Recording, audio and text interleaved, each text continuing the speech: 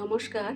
আজকে আমি দেখাবো মাছের মাথা দিয়ে কচি পুঁই মেচুলির চচ্চড়ি।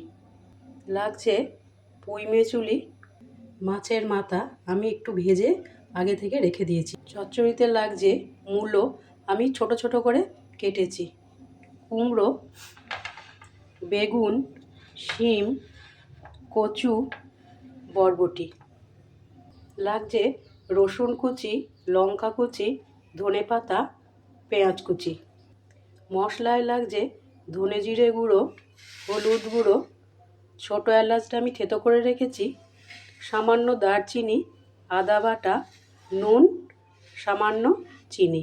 আপনারা যে যেমন মিষ্টি খাবেন সেরকম পরিমাণ মতন মিষ্টি দেবেন।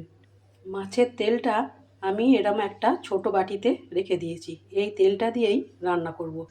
প্রথমে আমি ওই মাছ ভাজার তেলটা বেশ পরিমাণ মতনই দিয়েছি। মাছের তেল তো, এতে ফ্যাটটা কম থাকে। প্রথমেই দিয়ে দিলাম ছোটো এলাচ থেতো করে রেখেছিলাম। একটুখানি ফুটলে তারপরে দিয়ে দিলাম দারচিনি গুঁড়ো, দিয়ে দিলাম রসুন কুচি।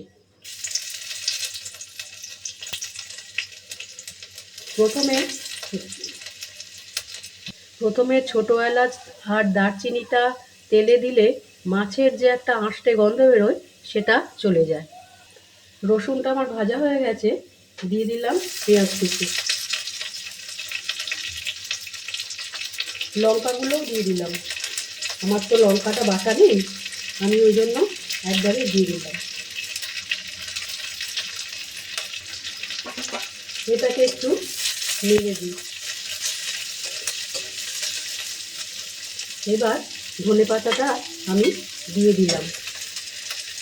এবার পুঁই মেচুলিটা আমি ধুয়ে রেখেছিলাম, দিয়ে দিলাম। এটা করতে বেশিক্ষণ সময় নেয় না, কচি তো একদম সময় নেয় না। গ্যাসটা বাড়িয়ে দিয়ে এটা একটু উল্টে পাল্টে দিই, কেননা কলা পেঁয়াজ আছে তো পুড়ে যাবে, তাহলে আমি এবার একটু ঢাকা দিয়ে দেবো। গ্যাসটা কমিয়ে দিয়েছি, এবার ঢাকাটা খুলে দিই। এবার আস্তে আস্তে সমস্ত সবজিগুলো দিতে থাকি। আমি সবজিগুলো ভেজে নিয়ে এই কারণেই ভীষণ ছোটো ছোটো করে আমি কেটে দিয়েছি। দিয়ে দিলাম মূলো, বরবটি, কচু না ভাজলে সাধারণত সেদ্ধ হয় না, আমি খুব ছোটো করে কেটেছি ওই জন্য ভাজার দরকার হয়নি। দিয়ে দিলাম কচু, দিয়ে দিলাম শিম, বেগুন আর কুমড়ো। আমি নুনটাও দিয়ে দিলাম, নুনটা না দিলে তো সেদ্ধ হবে না, একটু সময় লাগে নুনটা দিলে, নুনটা না দিলে, ওই জন্য আমি নুনটা আগে দিয়ে দিই। এবার আর একটু নিচে দিয়ে আমি এটাকে ঢাকা দিয়ে দেবো বেশ কিছুক্ষণের জন্য। খুব তাড়াতাড়ি হয়ে যায়, খুব সুস্বাদুও হয়। একদিন করেছিলাম, এত ভালো হয়েছিল, ভাবলাম আপনাদের সাথে শেয়ার করি। দিয়ে দিলাম ঢাকা, আমি গ্যাসটা একটু বাড়িয়েই দিলাম। খানিকক্ষণ পর ফিরে এলাম, ঢাকাটা খুলে দিলাম। এবার মশলাগুলো আমি দিতে থাকি। প্রথমে দিলাম আদা বাটা, হলুদ, ধনে জিরে গুঁড়ো আর মাছের মাথাটা। যতটা সম্ভব আমি মাথাটা ভেঙে দিয়েছি, তাতে এইরকম একটু মাথা পড়লে বেশ ভালো লাগে, ওই জন্য আমি সবটা ভাঙিনি। এবার একটু উল্টিয়ে দেবো। চিনিটা একটু পরে দেবো, কেননা চিনিটা দিলে তো তলায় লেগে যাবে, মিষ্টি জিনিস, সেই জন্য আমি চিনিটা একটু পরে দেবো। সবজিগুলো একটু সেদ্ধ হয়ে আসবে তখন দিয়ে দেবো। এবার এটাকে ঢাকা দিয়ে দিলাম। গ্যাসটা যেহেতু বাড়ানো আছে, আমি ওই জন্য আর একবার ঢাকাটা খুলে নেড়ে দিই।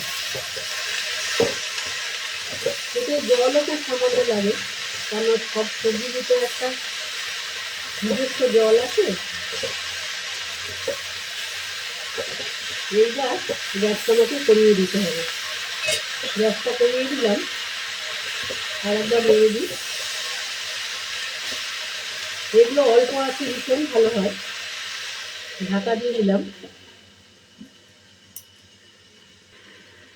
এবার ঢাকাটা খুলে আমি চিনিটা দিয়ে দিলাম। আপনারা যে যেমন মিষ্টি খাবেন সেরকম পরিমাণ মতন দিতে পারেন। এবার এটাকে একটু নেড়ে দিই। প্রথমে চিনিটা দিলে কী হয়, একটু ধরে যাওয়ার সম্ভাবনা থাকে। সেই জন্য আমি অন্তত মিষ্টিটা একটু শেষের দিকে দেওয়ারই চেষ্টা করি। এই যে নেড়ে দিয়েছি, এইবার ঢাকা দিলাম। গ্যাসটা কমানোই আছে। ফিরে এলাম, আর একবার নেড়ে দিই। মিষ্টিটা দেওয়া হয়েছে তো। আমার শাশুড়ি মা বলতেন চচ্চড়িতে জল দেবে না, যদি খুব প্রয়োজন হয় সামান্য একটু ছিটে দেবে। তা সত্যি খুব সুন্দর হয় চচ্চড়িতে জলটা না দিলে। চচ্চড়িতে সাধারণত শাক ডাঁটা এগুলোতেই হয়, আর এগুলোতে জলের পরিমাণটাও একটু বেশিই থাকে। সেই জন্য আমিও জল ছাড়া করারই চেষ্টা করি। যে প্রায় হয়ে এসেছে, আমি আর একবার ঢাকা দিয়ে দিলাম। কিছুক্ষণ পর ফিরে এলাম, দেখুন হয়ে গেছে। চচ্চড়িতে সবজিগুলো সব সময় ছোট ছোট করে দিতে হয়, তাতে চচ্চড়িটা তাড়াতাড়ি হয়ও, আবার সবজিগুলোও তাড়াতাড়ি সেদ্ধ হয়। এই চচ্চড়িটায় আমি একটুও জল দিইনি। দেখুন সবজিগুলো কীরকম সেদ্ধ হয়ে গেছে। এরকম কুমড়ো সেদ্ধ হয়ে গেছে, বেগুন সেদ্ধ হয়ে গেছে, ডাঁটা সেদ্ধ হয়ে গেছে। এগুলো তো ভীষণ কচি, সময় নেয় না। আমার তৈরি হয়ে গেছে মাছের মাথা দিয়ে কচি পুঁই মেচুলি চচ্চড়ি। মাছের মাথা দিয়ে পুঁই মেচুলি চচ্চড়ি আমার তৈরি। আপনারা খান, নিশ্চয়ই ভালো লাগবে। আজ আসি,